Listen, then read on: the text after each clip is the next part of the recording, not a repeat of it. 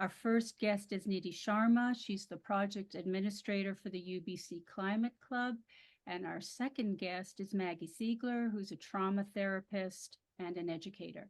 So Maggie and Nidhi, it's lovely to have you here. And we're looking forward to hearing your thoughts on this topic of climate anxiety. Maybe I will start with you, Nidhi. How are you seeing climate anxiety showing up in communities? So that's a big one.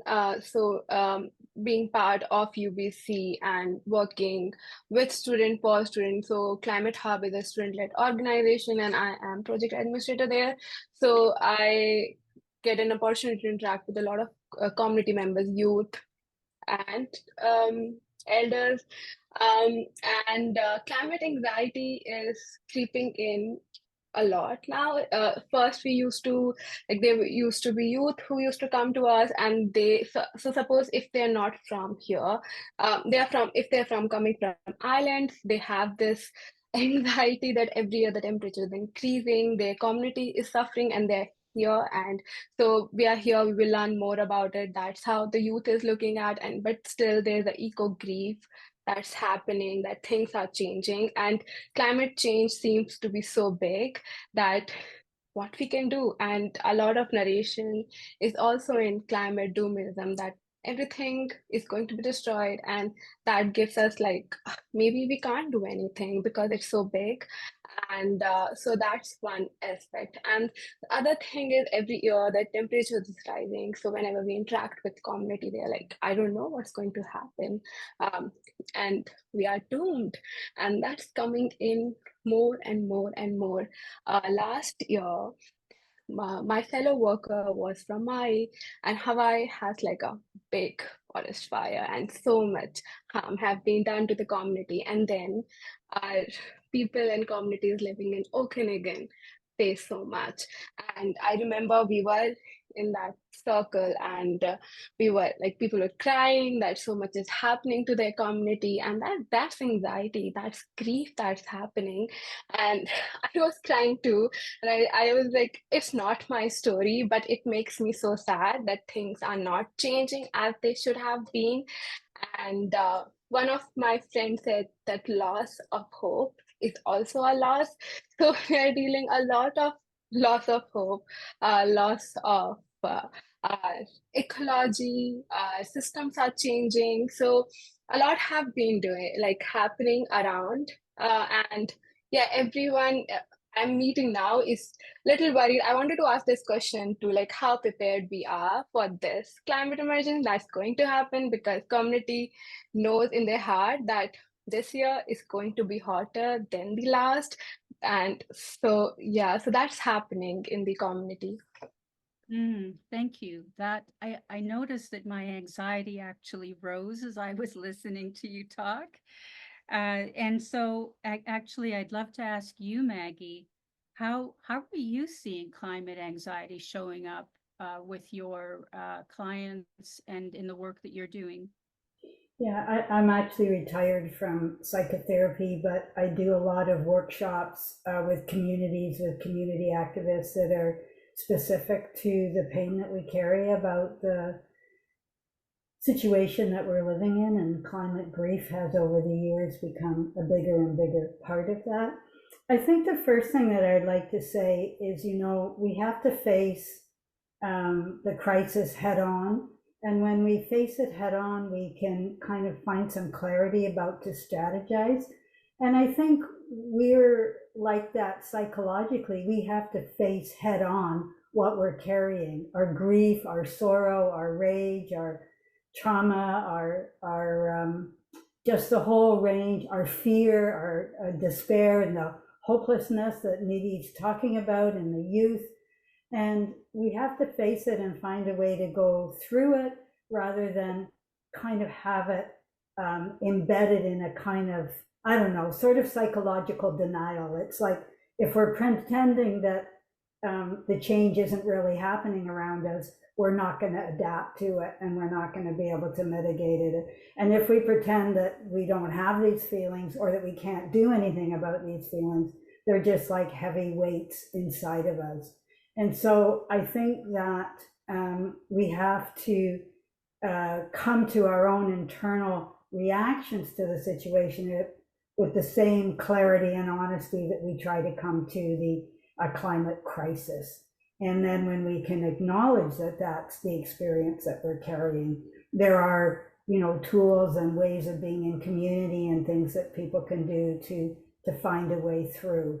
But my experience with people over the years is, when you allow yourself to feel those feelings, and if there's time, we can talk about some kind of ways to do that by yourself or in community, then you feel a release of energy, and you feel a regaining of your commitment to action and to participate.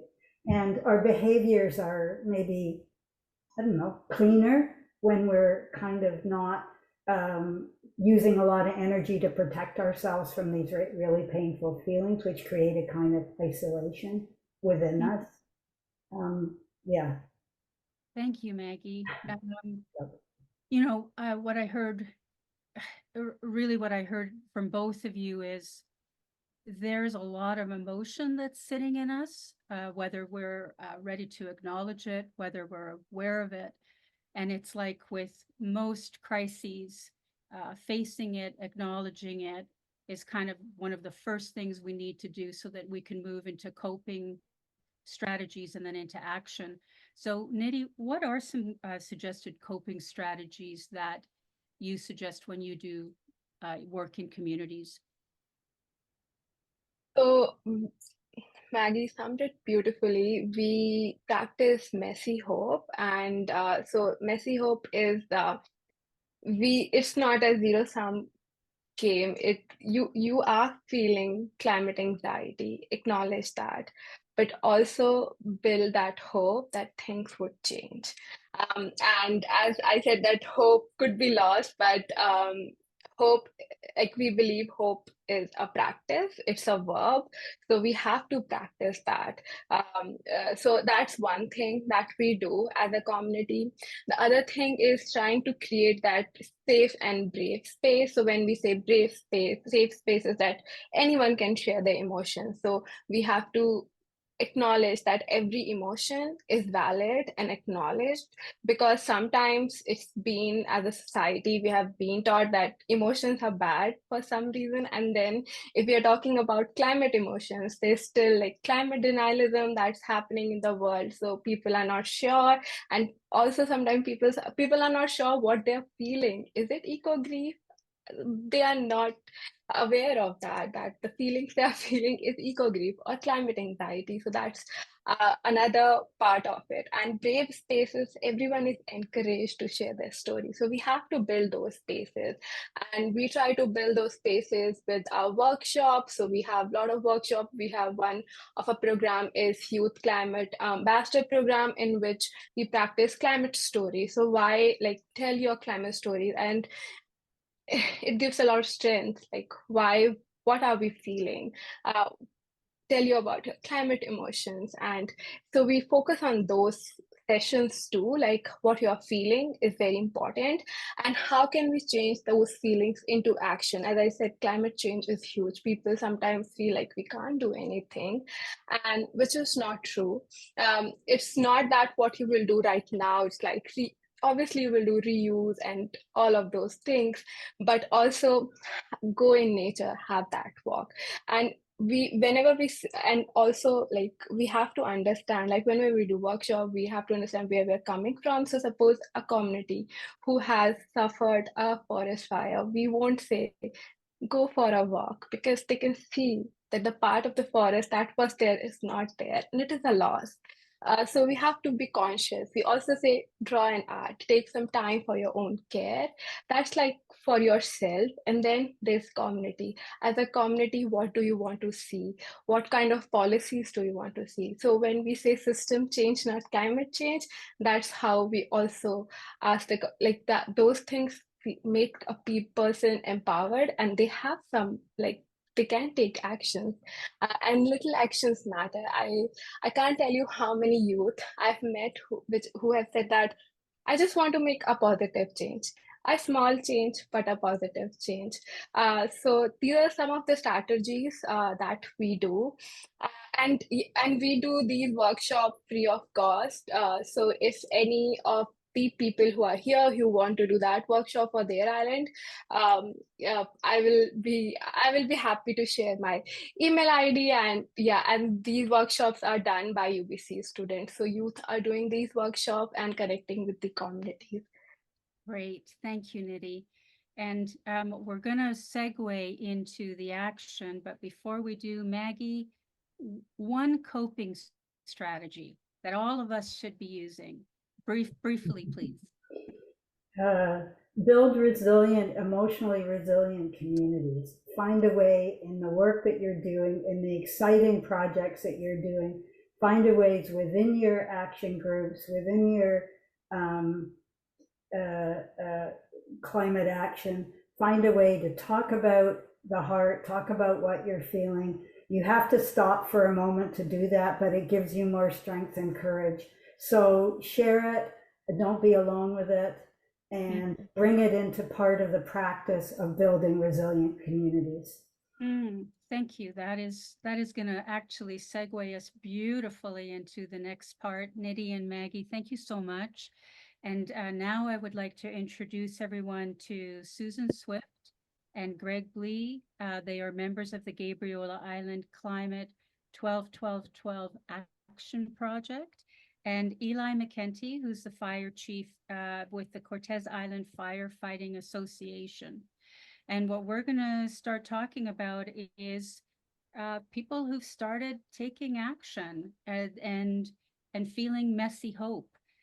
So Susan and Greg, can you tell us a little bit about the Climate 12-12-12 project? Sure. Shall I jump in? It started as a spin-off from Sustainable Gabriola, which is a group of people that meet monthly to talk about general sustainability issues. And back in June 2022, we were noting that we were feeling tremendous climate anxiety. Everybody we knew was, but nobody was talking about it. So we started, the four of us got together and started talking about a project which became Gabriola Climate 12-12-12, which is 12 months, 12 wicked climate problems, and 12 and more solutions. And what we started doing the next September was bringing people together in an open invitation to a local cafe every month to talk about a specific climate impact or topic. Things like transportation, like water was a huge one on the island here, food security, also very popular, but also housing, waste management, energy, 10 or 12 topics. And they became a real thing. We had 20 to like 45 people, like fire capacity of this building, basically, of eager people to come in and talk about this. We recorded or had big sheets of paper on every table. They were like 5 or 6 people per table. They would record their stuff, their ideas, their concerns. We transcribed all of that, provided an article in the newspaper and posted it on our webpage.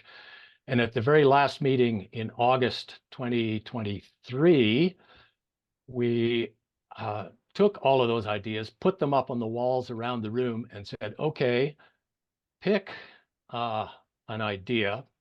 Well, what we're doing is forming teams here. Pick an idea, go gather in front of one of these pieces of paper. That's your team. Pick some of the one or more of the topics on there. And now we're all going to do something about that. So at that point, the Climate 12 Action Project was launched, which is an ongoing project. And Susan can tell you about that. Very briefly, Susan, please.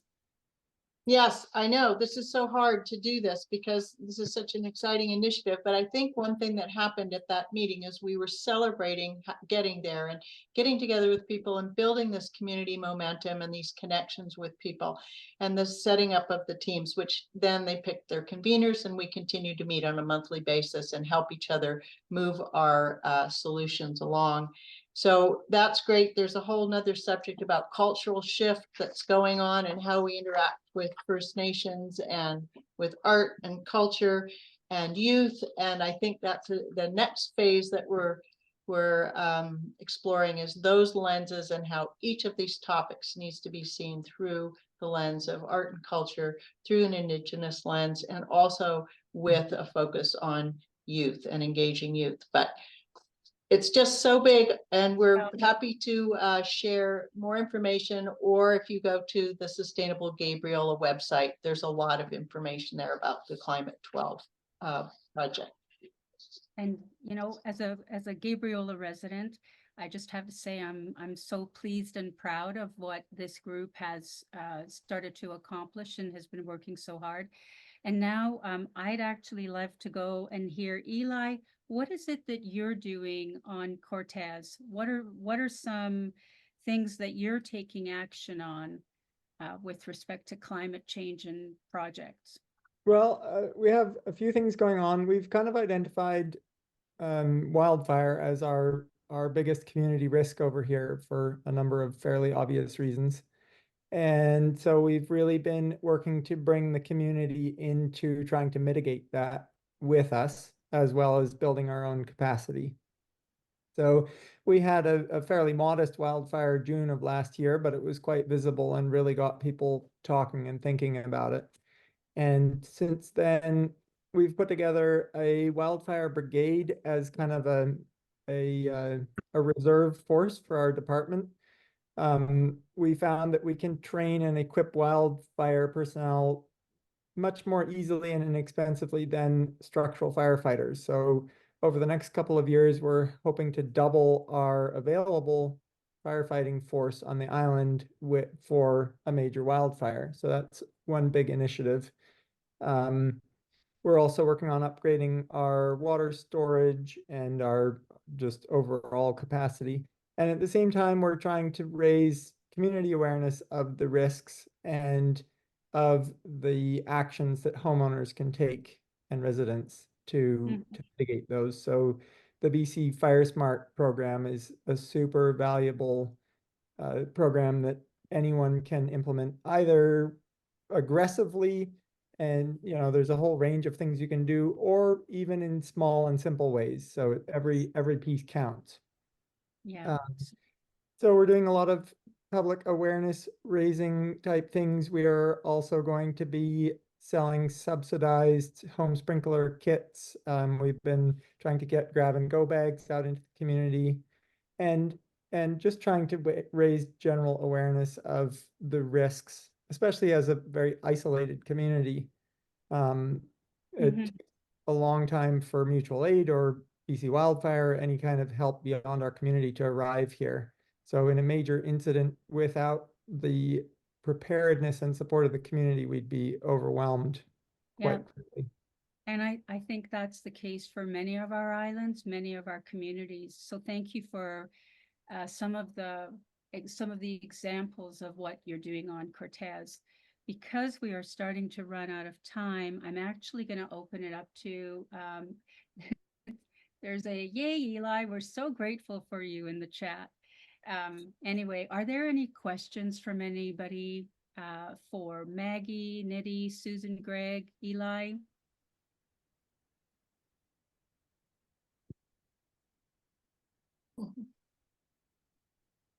Any comments in the chat that we can refer to, Maria? Other than there's a fair bit of love, and just a real acknowledgement that there is a lot of emotion and grief, whether we acknowledge it or not, a lot of anxiety that's sitting in us, and sometimes taking action is a way to kind of just deal with that. So I think that what I'll do is I'll just thank everybody. Thank you, Maggie, Nidhi, Susan, Greg, Eli, and I'll turn it over to you, Francine. Thank you. Thank you, folks, again. It's, Joel. oh, there's somebody has a question from Main Island. One, Kat, can you, Kat, you want to speak? Hi, yeah, sorry. Just because I'm involved in so many of the different social focused nonprofits on the island, I just wanted to see if there was any advice on how to facilitate bringing someone to facilitate grief circles for people to like congregate together and deal with these sort of things as a community, because I feel like it's the stand together and you feel more strong. And I don't know if any of you have any suggestions on that. Maggie, any thoughts? Yeah, just do it. Find a facilitator, contact me and, I can tell you what kind of work that people are doing. And I think it would be a really great initiative. And we're not only carrying climate grief, we're carrying, biodiversity grief. We're dealing with broken communities, and they've been really exaggerated since COVID, on the island, not my island for sure. We're dealing with, a global inequity of giant proportions. And so we're carrying a lot of pain in a lot of ways. And I think given the way you work across issues on Main Island, I think it would be a beautiful thing to bring people from different communities together. The work of Joanna Macy would be really important here, and that's kind of part of what my background is. And yeah. Great. Thank you, Maggie. And I know that Nidhi, you do workshops in communities. I'm just noticing that someone else has. Lori, you have your hand up. Is there something? Yeah, I just wanted to say, Kat, that our local library on Galliano brought in Jennifer Abbott, who's made a film about climate grief. I see lots of the folks, Maddie and some folks nodding their heads, and I'd be happy to share those resources with you. So just follow up with me after today. Wonderful. Thank you. Okay, Francine, over to you.